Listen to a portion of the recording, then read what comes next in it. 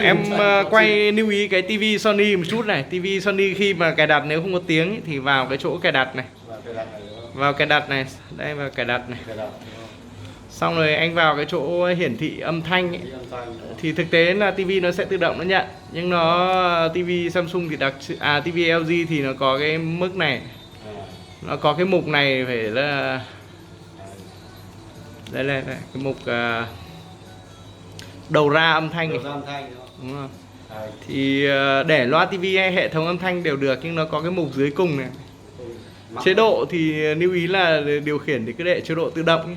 Đây nó có chỗ âm lượng ngõ ra kỹ thuật số này. LG và Samsung thì không có. Vâng, nhưng mà riêng Sony thì nó có cái mực này. Thường là tivi nó để mặc định bằng 0.